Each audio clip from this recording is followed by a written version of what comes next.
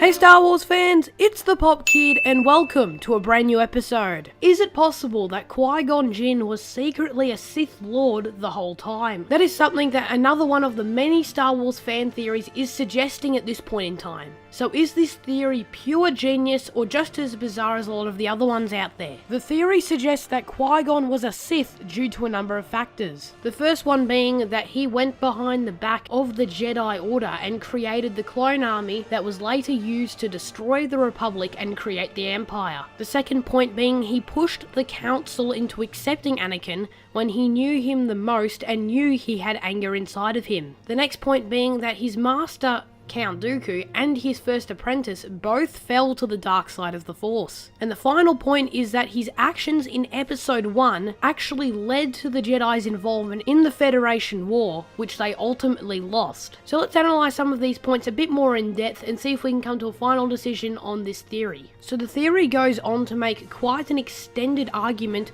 about the use of Force Ghosts. The theory claims that Force Ghosts were actually originally a Sith concept and only 4 Jedi are believed to know how to become a Force Ghost: Anakin, Yoda, Obi-Wan, and Qui-Gon. So it's quite obvious to assume that Obi-Wan learnt this skill from Qui-Gon, and Obi-Wan then presumably taught Yoda. And considering Palpatine is teased to have known the power too, it is likely that Anakin learnt the ability from his time training under Palpatine as Darth Vader. So the only explanation for how Qui-Gon learnt this ability is the fact that he must have learnt it through Sith contacts. The theory then goes on to highlight his relations with the dark side. Qui-Gon's first apprentice fell to the dark side after Qui-Gon killed his apprentice's father. So it seems highly unlikely that he would accidentally make the same mistake twice with Anakin pushing him to the dark side. Hence, he knew exactly of the dark side that Anakin Skywalker had inside of him. Even Obi-Wan sensed the danger of training the boy, but Qui-Gon refused to listen. But since the Council did refuse to train Anakin, the only option was for Qui-Gon to die. Therefore, the Council would then change their minds. So therefore meaning Qui-Gon deliberately died at the hands of Darth Maul. The theory then concludes with the possibility of Qui-Gon actually being neutral in the Force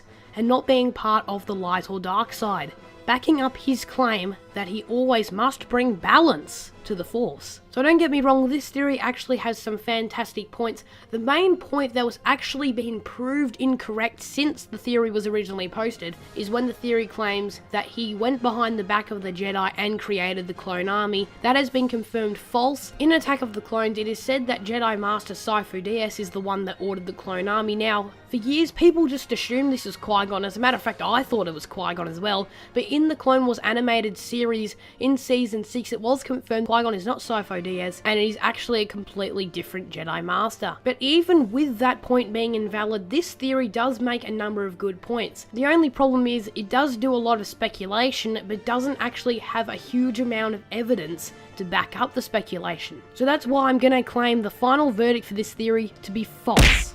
However, much like many of the other Star Wars theories out there, we will most likely never know whether it is true or false. I do hope you enjoyed today's video. If you did, make sure you leave some feedback in the comments below. If you're new to the channel, be sure to check out some of my other content and subscribe if you like what you see. You can click the link in the description below to watch one of my previous episodes. Thank you all very much for watching, and may the Force be with you.